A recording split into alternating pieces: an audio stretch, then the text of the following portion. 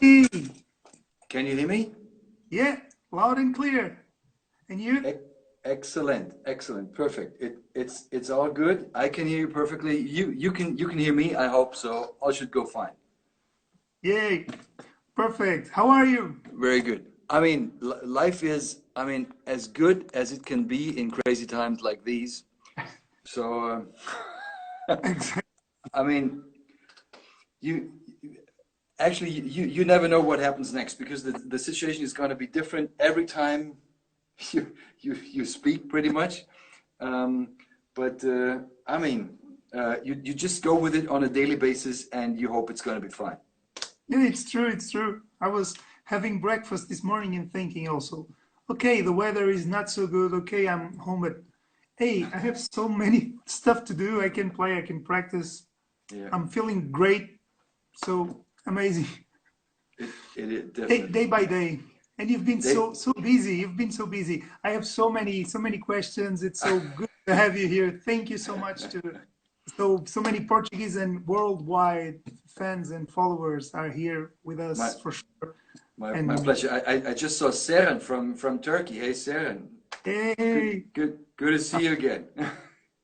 great. So many people around here. I already told them that they have a question mark down here. So I asked everybody, you can place your questions or whatever you want to say or participate. You can place them down here in the question mark, and we'll be here happily having a chat and changing Sure. ideas, switching ideas, and talking Yeah. about this drumming stuff. I've been going crazy. I know this was one of my last points, but I've been going crazy with your Flux project. No, Okay. really amazing. You know, one of the things I've been listening to a lot of music because I'm working. I'm here alone in the house, so I Uh-huh. listen to a lot of keeping up with the. It's so good, so good. In my personal thing, amazing sounds. It's Thank, three albums, right? You did It's three. yes, it was our third album now that we put out just by beginning of March. So it got completely hit by Corona, obviously. So we had a couple of gigs planned and more rehearsing and getting into the songs, which is now all of that is not going to take place. Of course, as there will be no live playing for Yeah. still weeks and months to come.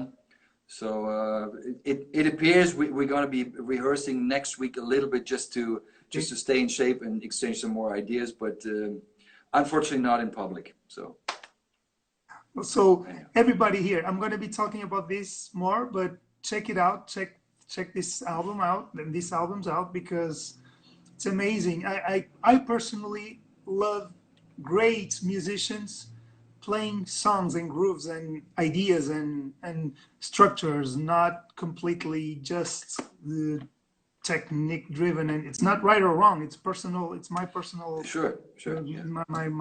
my taste, but it's amazing. All the sounds so good, so good to be listening to it. You know, it's you can be listening to the record all day long, and it's just that's that for me. Good. Uh, so Great. so many questions.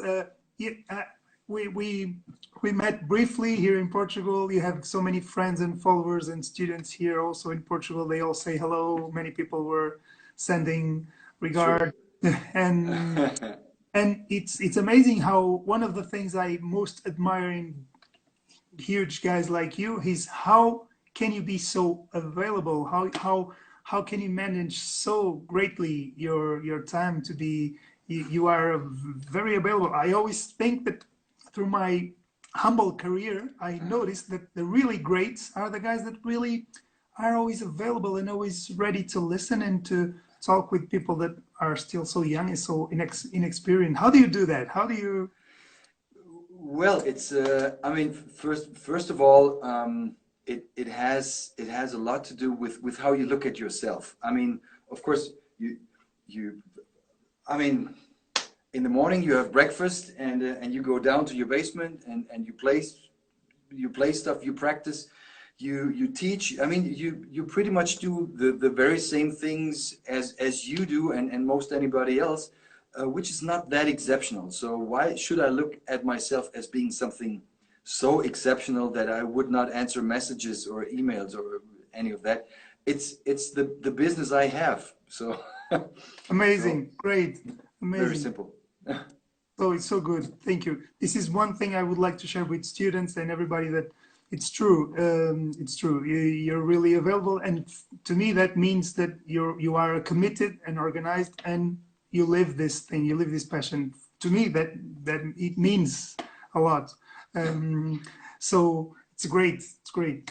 Um, so yeah, I don't know if this is I don't know if you want to talk about this because some people love to talk about this. Some people never talk about this. Sometimes it's kind of even funny because this week I was talking to Pete, and I think that most people didn't knew the story. He said that he started playing almost like by accident. So it was funny. It was interesting that we talked about that. I don't know if you want to talk about how your passion developed and when and how. I don't know. Well, Would you? sure. I mean, anything you want to know, it's yours. So, and we'll be talking about it. I mean, long story short, I began playing drums somewhere between age of 4 or 5, and there was a set of drums at the house of my parents. So that pretty much became my toy as a kid. Other kids would play with cars and I don't know, whatever it is. So my toy was the drums, and I mean for the first say around 6 years for sure, I did not have a formal teacher. So I would just play for fun with all by myself or together with my brother. Um, and I mean, it appeared that given the sounds and the instruments I had, I mean, like kids do, they invent stories. Mm-hmm. So I mean, I have no idea what kind of stories I invented at age of 4 or 5, but it may have been something like uh, the, the monsters are coming. I don't know, something like that. Sure. I'm pretty sure. So you're trying to paint little sonic pictures, if you will, and the drums attracted me right away. So the rest is history. I had my first formal lesson then somewhere between age of 10 or 11, Okay. and and then got more serious about playing the drums because in the village where I was living, there was a guy, a drummer who was I think pretty good, and Mm-hmm. he also managed pretty well to further foster and motivate my passion towards the drums. And he knew quite some about it, and he was a good player, and he was a good teacher, and for a very long time we had a very good personal relationship, which is still valid today. I mean, we don't get to see each other like every day, but there's still some sort of a relationship, and I have to thank that person a lot for making me the drummer I am. And that was all before I met Famularo and Chapin and Al Miller and all the other guys who really did something about the technical and the more technical and craftsmanships Mm-hmm. side of my drumming, say. Amazing. So I believe you already answered to this, but somewhere I don't recall exactly, but somewhere I read one of the great teachers or authors, I don't remember, said nothing replaces great your great first teacher, the first person who can make you go away from this instrument or can make you be a passionate. So you agree with this? I would for sure agree with that, and I would even say the first teacher does not have to be a musical or technical genius.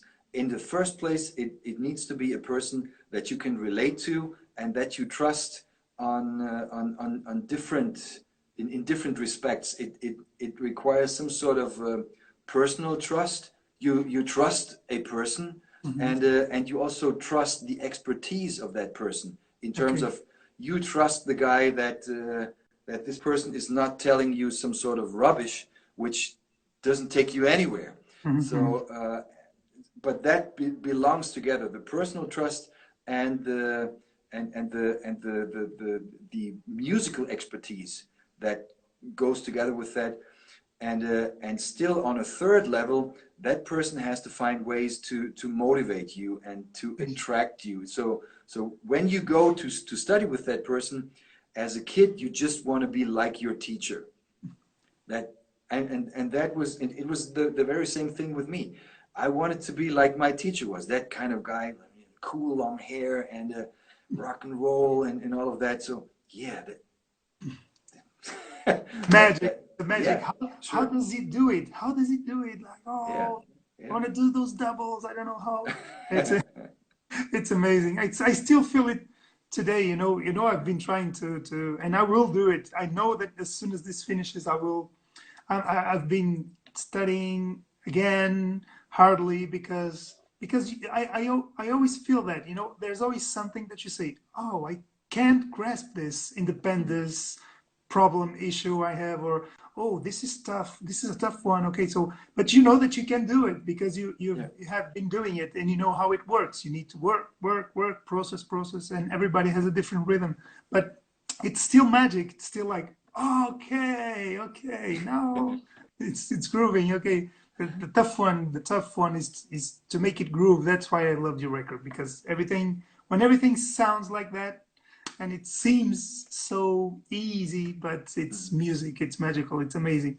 I want to no, it's completely true, and everybody who listens will, for sure, will see this. We have a question mark down here, so don't be scared. You can ask. You can ask whatever. If we are going to have a vegetarian lunch today, no, I'm kidding. So this is your time with Klaus HESSLER here. For sure, there are many people here, students or whatever, that want to ask stuff.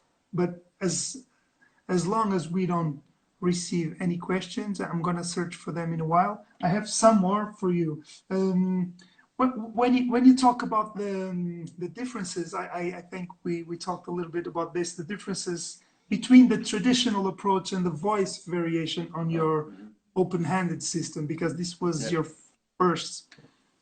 Yeah.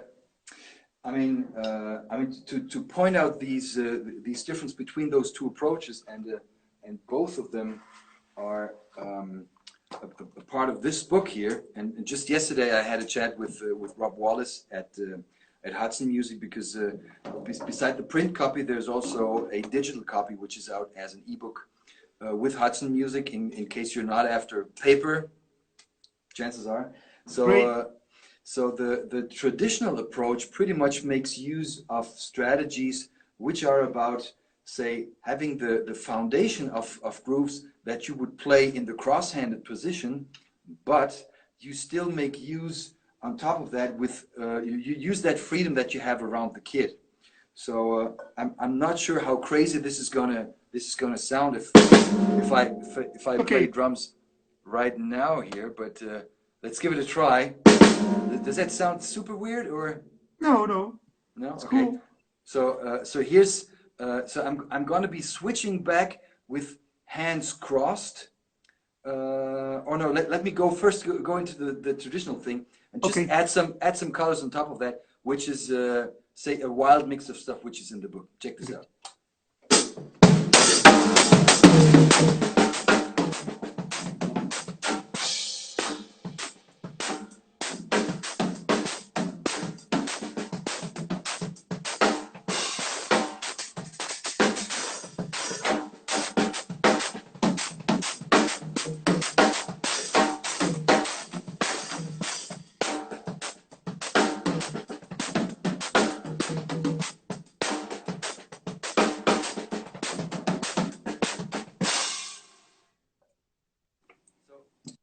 Whatever. You just try to use the space you have here, and you try to keep your hi-hat stuff going, and for sure, everybody knows once you're trying to play fills, usually some weird things happen with the timing. You play a fill, you start to be faster than you want to be, or you maybe don't end up in the proper spot on the count of one again. So combining your fill stuff here and your timekeeping stuff here, and being able to play that at the very same time, doesn't only help your coordination and independence, it also helps your perception of time, and and it changes something about the way you place that all musically inside the context of the song. So that was one thing that I learned, and so with that in mind, I mean, the open-handed playing books are not just, I mean, some random stuff, and in terms of some people say, ah, I can play any drum book open-handed. For sure you can, but there are no other drum books that point out the possibilities, what you can still play on top of that still. So there has to be some sort of a creative spark, some inventive mind behind the drums in order to explore that space that you have all of a sudden, right? And following the concepts in the book simply helps you out with that. So, so with the voice variation approach, I'm going to be demonstrating a groove with hands crossed, and then I'm just switching hands. Okay. And you will notice it's the very same notes I play with my right and my left hand, but the groove and how it feels is going to change completely. Check this out.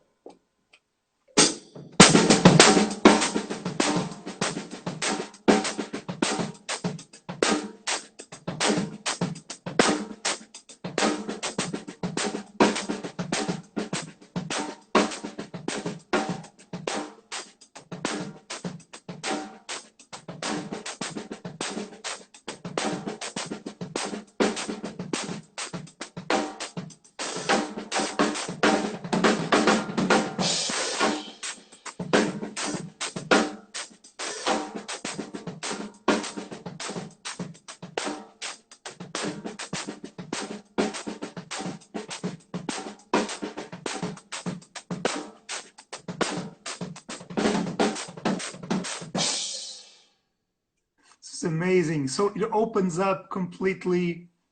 Yeah, and I would never say that playing with hands crossed is something which is old-fashioned or wrong or a mixture of that. That's not the point. It's just what I learned relatively early on was the aspect that opening that position as opposed to playing with hands crossed simply gave me more options to express myself musically, and it also helped me become the drummer I am. So open-handed playing, I should say, became a part of my musical identity, because quite a number of the things I usually play, no matter if it's with Flux or if it's in a solo-like setting, quite some of the stuff I play would not really be possible with hands crossed. So it became part of my sonic identity, if you will. I sound the way I sound because I play open-handed, and I learned that with quite some of other fellow open-handed drummers. So if you listen to a couple of bars of Billy Cobham, you say, okay, must be Cobham. Or you listen to Simon Phillips, must be Simon Phillips. You listen to Will Kennedy even, I mean, who's not playing like a big set of drums, but still the way he grooves and the way how he approaches the drums is very much different. So, and you would even hear that, say, a balance between the hands if you listen to left-handed drummers who play on a right-handed kit. And there are quite some of them which you may not know, like Ringo Starr is left-handed, but doesn't play open-handed. Still sounds different as opposed to most other drummers that you would think of. We're not talking about technical ability. We're talking about, say, musical conception and how your drumming finds a place in the song. Or you may think about David Garibaldi, who is left-handed.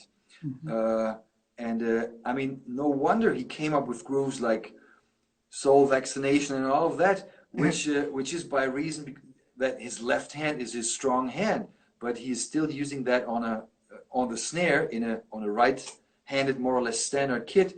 I mean, not to mention the aspect that he plays a lot of that stuff with a remote hi-hat above his floor tom in the more recent years. But there's something magic about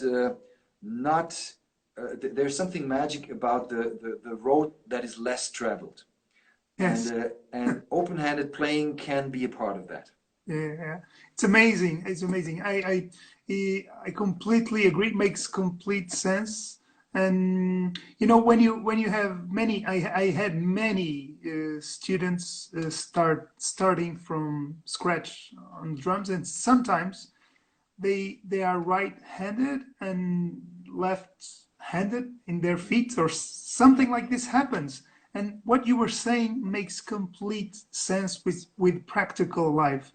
It's true. If you should do that. Sometimes I try to do it. I say, no, you're not gonna play like this because you're fighting all the time. You can't do a simple paradiddle with 1, 2, 3, 4. But if the guy opens up, it's done. It's amazing. If you observe this, it's completely true. And everything you said, it's amazing. All the drummers you said, it's amazing. You listen to them and it's so clear. The different it approach. is, yeah.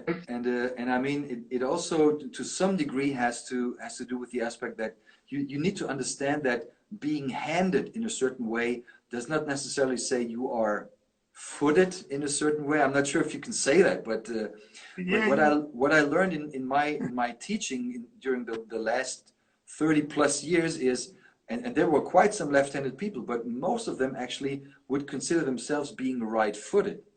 mm-hmm. A very small percentage of the left-handed people would really think they are also left-footed, but Mm-hmm. being left-handed doesn't say that you're left-footed. It's Yeah, it's yeah, like it's almost like saying your strong eye, in case that's on your left side, you can hear better with your left ear. I mean, no, everybody would say, okay, I doubt if this is true. This is some serious hoax. And it's the very same with strong hand and strong feet. And that's what you find with a lot of drumming people too. it's true. So, It's true. so It's with true. Will Kennedy, left-handed, right-footed. David Garibaldi, left-handed, right-footed. Okay.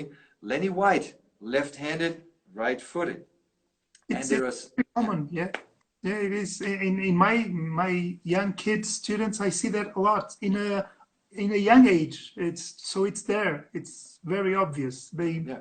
If you if I would no do it like this, they would struggle all the time. When I see it right away, I say, take this hand apart, just do it like this. And I switch the stickings and it's done. It's done. So it's true. It's an evidence. Yeah. It's amazing.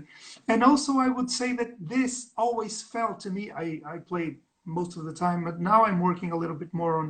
Mm. I also feel that this doesn't connect good with the feet being open. You also would say this. Mm, it actually depends on the situation and the actual, say, organization of notes that we're looking at. It may be the case, it may not be, but what I usually see is at a certain point we have a tendency to not there seems to be a tendency to connect a certain movement Mhm. 100% with a certain sound. So say Okay. we have this movement and this automatically triggers Mhm. hi-hat, hi-hat, hi-hat, hi-hat. And at a certain point, we cannot imagine that this may also be something else. And that's mostly the reason why people, when they try to start playing open-handed, they sound like this.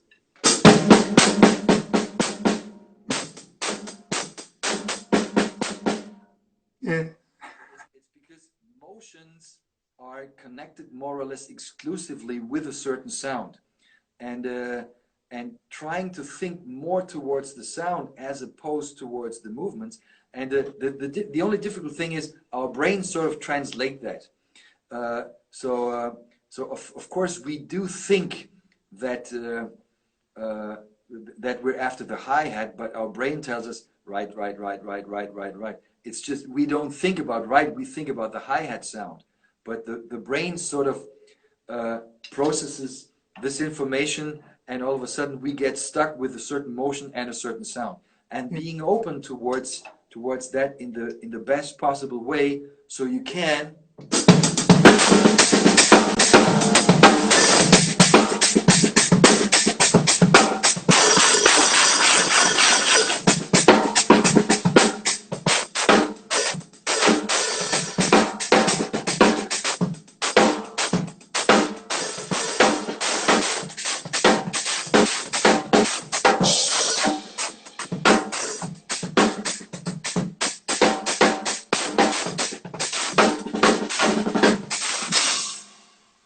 Great. So, I mean, that simple switching around between your lead hand here and your lead hand here, which may also result in a, say, more musical approach and not just treating your hi-hat as that instrument that needs to play eighth notes all the time. Come on, it's a beautiful instrument. Why do you have only eighth notes on it? So true. And Yeah. also work with your feet, because this is one I also get many people that play for some time, because I work in an initial intermediate, that's my work is done on that level.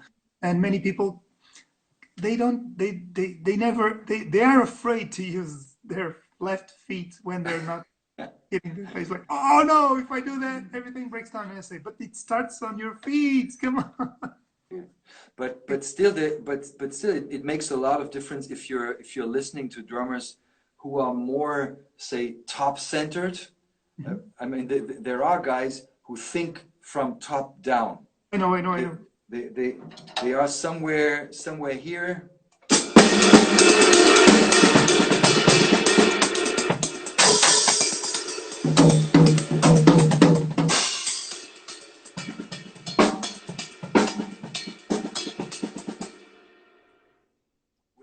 To that, and you have drummers who think more from bottom up, which gives them a completely different foundation in their playing, and that changes a lot about the feel of a song. If you think more top to bottom or more bottom to top, that's a big difference, and it's to a certain degree also a stylistic question. If you're more, say, leaning towards the rock side of things, or more the jazz improvisational side of things. But funny stuff and interesting stuff always happens if you're starting to mix that approach. And to me, that is why, say, for instance, guys like Keith Carlock, who have, from my point of view, pretty much a more jazz-like approach. But if you find ways to adapt that to a more rock fusion-like setting, you end up having a much different mix that supports the song in a completely different way. And once you focus even more on that kind of strange twist by having this open and unique bass drum sound, that takes care of for itself. Then, I mean, once you have this special arrangement of, say, a more basically jazz-like approach, but placed in a more rock sort of context, which enhances even more that low open kick sound, pretty unique thing. So here's another recipe for a very personal, say, approach to how you can sound as a drummer. Yeah, of course. Would you say, I'm just searching for some questions. I would like to remind everybody, we have the question mark down here. So if you want to place some kind of question, you can, and you should do it, because it's now or never. I was going to ask you, I don't know if this is an easy question to how to explain. Would you say, because I was thinking about what you just said, in my reality, I have many people starting, and sometimes their feet, most than their hands, get in the way. So most people will tend to be more fluid in their hands than their feet. That's what I mean. And the feet end up, it's like if you have a very fast right and a very slow left, it's always the same. But how would you say, if you want to share this, okay, if you want to share this, how do you approach, for example, I personally work small bars, small things on top of each other, and layers that I place, and I try to be, I understand that I can be more musical when I understand every layer, and I have a functional way of collecting and studying. I don't know, what works for you, if you want to share. What makes you uh, get things done. I don't know if Well, it's not easy to explain. I don't know if yeah, yeah. I mean, what you always can do is starting out with simple combinations and give each of your limbs what I would call leadership responsibility. So, that's a nice um, one. oh, Hugo is just coming in. Klaus, your little beard is bigger. How how Sure. would how would you know, Hugo? So so back to the topic. What I would usually do is you take any sort of rhythmic information and and you just use it differently around the kit. So say for instance you pick a rhythm like bum dum dum dum dum dum dum dum dum dum dum dum dum dum. You may look at it from a standpoint of, okay, my ostinato is,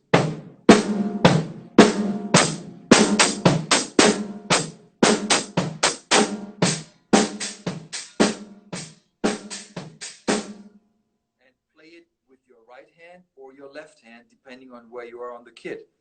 Uh, you may also look at it from a standpoint of, say, this is your ostinato.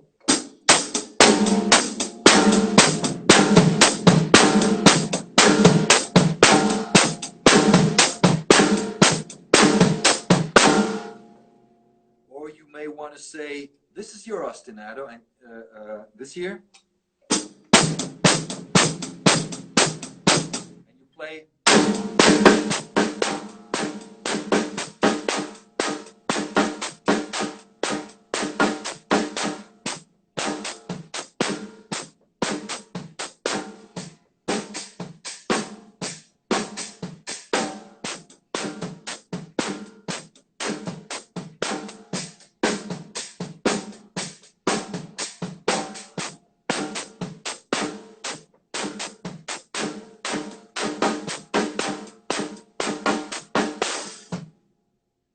So I mean, just fooling around with that, and trying to bring each limb to the forefront, if you Mhm. will, Mhm. while two other limbs are just uh, keeping the time, Okay. say, and that may be a very easy concept, but if you're going to practice that and connect the bars without stopping, it's Mhm. actually not as easy as it looks like. No, it Although is. the rhythm itself is kind of simple, but Yeah. it's one of the examples where you should say, okay, simple at times is not easy. I'm afraid to say. And with age, I'm gonna have a sandwich. Like, oh, this was so easy. Like, oh, 2 layers. Oh no, Yeah, no, yeah, yeah, yeah, yeah. no. But it's amazing. People, I know that amazingly, some people might not know you. So I would like to remind everybody that your book that we just talked about this before. It's very different to have a book that was conceptually written, as you just said, thinking about the open-handed Mm. possibilities, not like you also said, you can do everything in an open-handed, and you can do everything in rhythm. But it's amazing when an author thinks ahead and he has the practice and he has the conception. So that is the big thing about your book. So everybody has time. So go and get the books. Go and get the books. Do the work. Sure, bring it on. And I mean, one major difference with that book, I think at least of it as one major difference, is the aspect that when I started to write that, it was more or less exercises that I wrote for myself in the process of, say, moving back from hands crossed to open-handed. Since when I first started out playing drums as a kid, I was starting to play open-handed, but then eventually moved to hands crossed, and then in the somewhere in the early 90s I switched back to open-handed, which was more or less say by reason of Dom forced me to do that. But the exercises I wrote were for myself, so I had to come up with some serious concept that would work. So the book pretty much documents the path that I took for myself. And I think I'm not that exceptional that it only works for me. I think it pretty much works for everybody. And so I'm living proof that it works. Let's put it this way. So we have a question from great Danine, great Hugo. In terms of rhythm conception, what do you prefer? Colors, patterns, or numbers, exercises? In terms of rhythm conception, colors, patterns, or interesting. I mean, in the best possible case, I would look at it as a mix, because each of the approaches will say will relate in a different way to your personality or to the personality of a student. I have seen students who were, I mean, just taking up a number system and getting on that very quickly and understanding how they would combine certain arrangements of numbers to come up with, I don't know, a linear groove that they create. And others would not really relate to a number system. They would rather relate to more to the system of collapsing and expanding some given pattern and then creating say patterns of different length. While a third group would say, this, if I play it like that, it sounds more relaxed, and if I change something in that position, it creates a different mood. So they fall more towards the color, motion, emotion, mood thing, if you will, which is all different, and in the end it may all sound the same, but the approach and the way how everybody relates to that may be much different.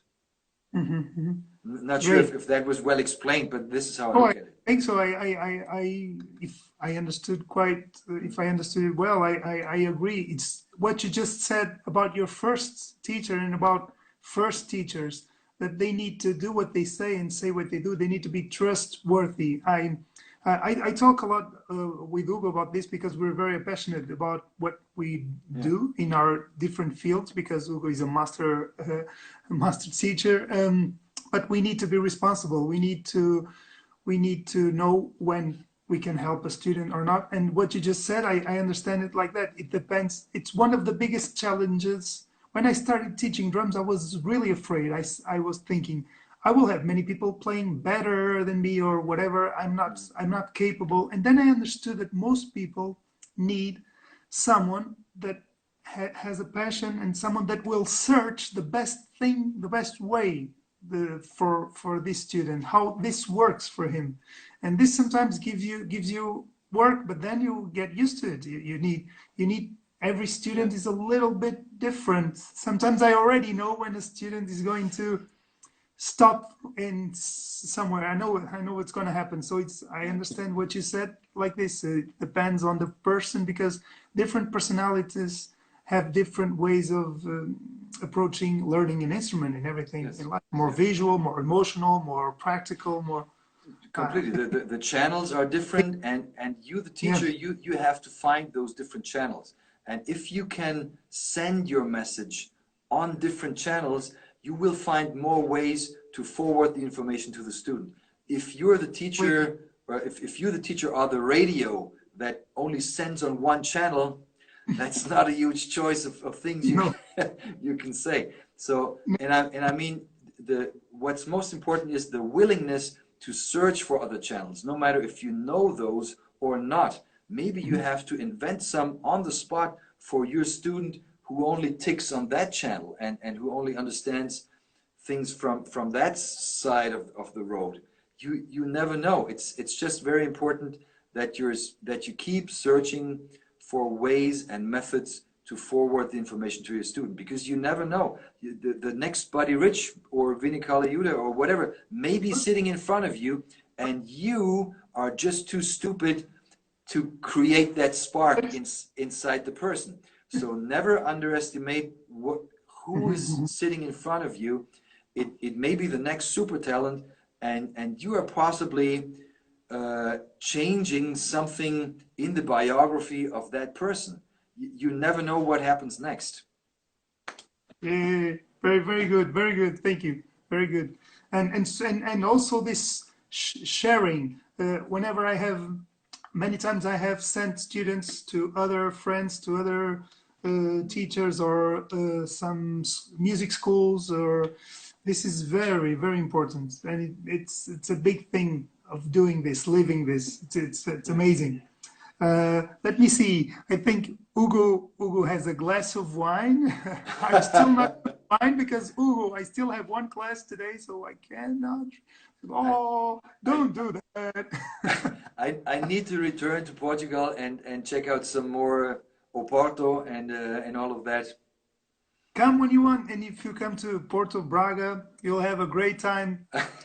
Many people are here saying hello, and every time I catch, I usually say I'm the non-official public relations from this city. Whenever musicians come here, they're always like, "Oh, man, you're gonna bring us to those restaurants." Michael Oren. I think maybe you met him in, I Yeah, don't know, yeah, in a bear. did, yes, yeah, yeah, Last time he was here, we were having a dinner, and he said, "Listen, Rui, I don't even like to eat. I'm an American. It's like I don't have this thing about stopping to eat and to enjoy food and being here 2 hours. But this is amazing. This is amazing." yeah. He said, "Okay, okay, you win." So let's see what we have here. I think we have one question. Okay, I think I know the answer to this one, but it's Sinclair Schrader. What what the question is what do you do when you forget? Usually we don't forget, but something can happen when this happens. What do I do when? What do you do when sometimes there's a slip in your mind and something you're playing and something goes out and you forget a little part, or Oh, something goes wrong? I mean, the ultimate answer is always open your ears and trust yourself. And when you're in doubt, what is next? Just keep playing, keep time. No experiments. Open your ears as wide as you can. Listen and react to what's happening in the moment.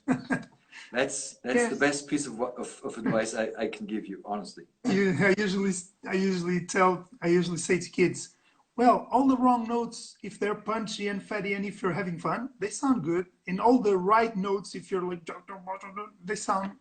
they tend to sound not so Yeah. good. So, And, and I mean, the other thing is, if you're acting from a standpoint that you're not afraid of mistakes, mhm.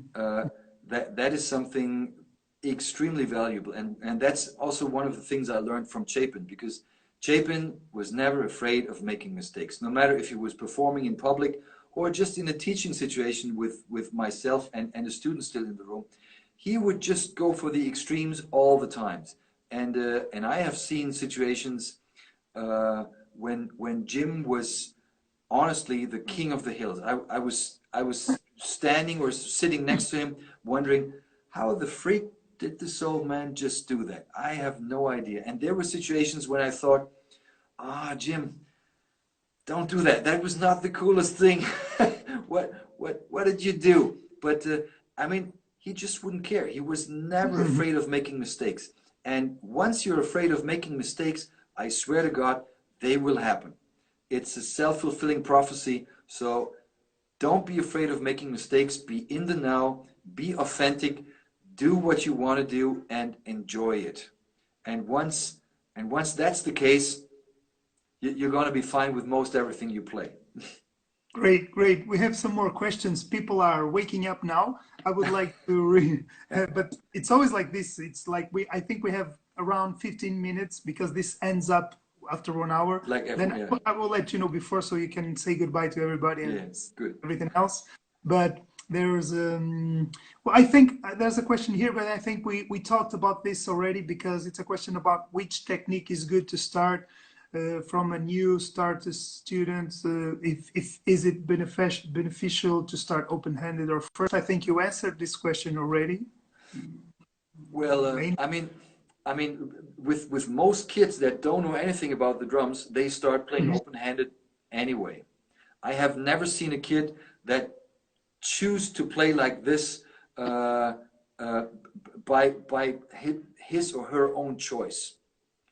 That's what I saw. I mean, I'm not talking about the situation when a father, uncle, brother, sister, whatever, or a friend would play drums already, and they picked this up from that third person. Then they play with hands crossed. But provided the kid doesn't know anything, they all play open-handed, and I think it's actually a good start. And once you start like that, it's easy. There's no reconfiguring and no relearning process. You just go with that method, and it's going to be fine in most every case. This is a personal curiosity, but I don't want to go too much into this. But would you believe that this was an accident? Because in the 18th century, I don't know, when they started in Germany, in the US, started with all the pedals and stuff, and switching from traditional and putting all the drums together. Maybe someone started doing this because it would be also obvious to have the hi-hat here or there or play open. I mean, I'm trying to make this as short and as sweet as short and possible. So let's say, I mean, when the drum set started to come into life, that was the moment when the player sat down, number one. So one person is sitting, and as that person is sitting and playing more than one instrument at a time, one of the first instruments or the first devices that were invented was a bass drum pedal. Okay, so the bass drum pedal, right foot, since there's a majority of people which is right-footed. I mean, that's just human evolution, let's say. And the people who were playing that arrangement of different devices, a trap set, which was how they called it back then, I mean, those were mostly the snare drummers. And since they came from a traditional of the military with a sling and a big rope tension field drum, say like 16 by 16, something like that, hanging at their sides, they were playing traditional grip. And when then later the first hi-hats were invented, which was somewhere by the mid-end of the 1920s. And you must not forget the hi-hat cymbals back then, they were point one, much smaller. Second, the cup was much bigger. So it was pretty much not possible to play traditional grip on that rather small and say differently shaped kind of thing. So what they did was they played like that with the left hand over the right hand.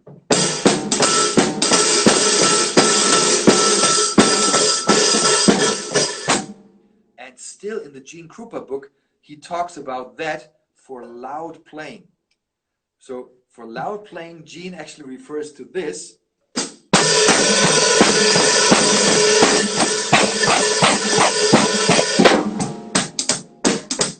And for the soft, he switches to that. Okay. And I think so. It's a mix. So cross-handed playing is a mix of, as the instrument evolved in a certain way, with the heritage of traditional drumming in the military, with a big drum hanging on a sling at the side of the player. So you need to overcome the wooden hoop, which is still there, which is not easy. And playing it like that is for sure much more uncomfortable as playing traditional grip. So Great. So, yeah. You see, so many things I never encountered that specific explanations. Amazing. Everybody, huh? You got something great for free here, huh? Amazing. The CLAUS is still there. You can send an email. You just can have all of this amazing world. There is another question from Hugo. Ah, Ugo, you don't have to say sorry. Come on, it's this is amazing. Ugo has been here, always supporting. That thing I just said for the greats. It's this. They're always available. I can always call Ugo. I can always ask him something, and this shows the commitments with people that are already busy. Another one. What kind of education perspective you have for the next times? And this brings me to the question I was thinking about. You said that your most, I don't know if this is correct, but you said that your most, how to say this, your latest passion, I don't know if you Yeah. can say this, are the collapsed rudiments. Oh, sure. Then we Yes. can talk a little bit about that, but your perspective for the next times, and if you want to connect. Yeah, I mean, understanding collapsed rudiments and putting this idea into book form was pretty much what kept me busy during the last couple of months, and it's going more concrete. And now, as I got a little more time, at least with the lockdown, I'm engraving more music and things become more concrete. So it's I mean there is the interesting thing about that is that I discovered in the writing of that book, I learned that a lot of my concepts finally come full circle, like the open-handed approach and certain techniques with Moeller and all of that, and my love for rudiments and the historic side of things. That all sort of combines on that playground collapsed rudiments, and it really takes you towards things that that you would usually not think of before. And I'm just giving you a very little example, which is about the quantum foam, I choose to call it, with how notes are connected. Let's say you were to you were thinking about a flam, but this time the flam is accented and the main note on the beat is soft. I mean, when I explain that, it should be easy to understand, but when you try to execute that, it's kind of hard. So you will notice, wait a second, an accented grace note? How the freak is that? I mean, it could be something like,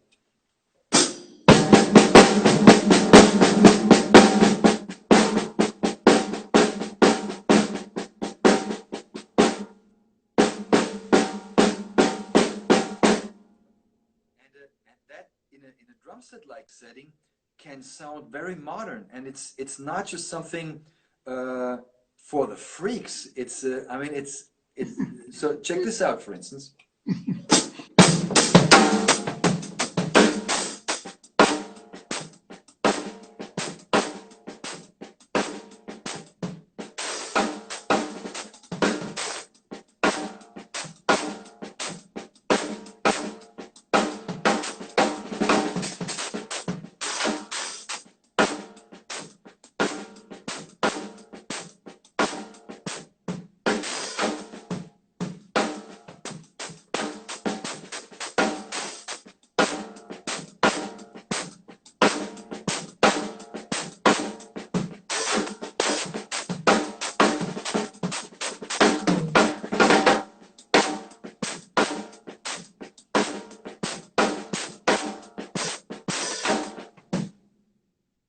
So it really changes something about the perception you have on flams, and I mean you can all try this at home in terms of if you want to understand what the challenges somebody is going through when that person doesn't know how to play a flam.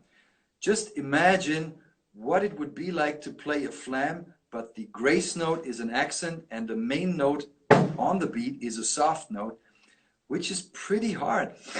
So that's one way of collapsing patterns, but just in the way as you can collapse a pattern in terms of putting the distances closer together, you can also open up the distance. Say, like for instance, on a double drag, which may be a more easy example, which would the double drag itself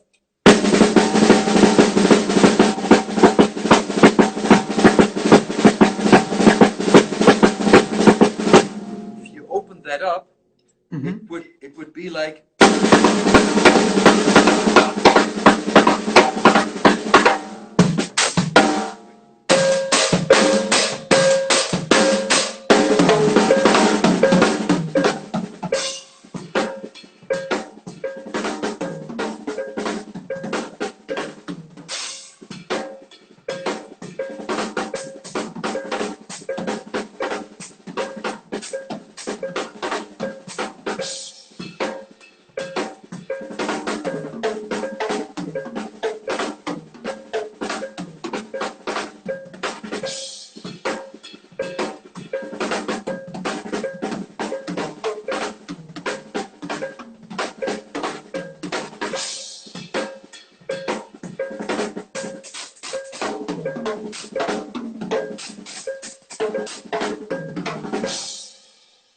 Hey, great, amazing. So you learn it creates a group of 5 beats, which is shifting over the bar line, and it may be 30-second notes, it may be triplets, it may be yet something else. But if you play something like that, you right away you will not notice that this is a rudiment which is like ages old. It's one of the oldest rudiments you can think of in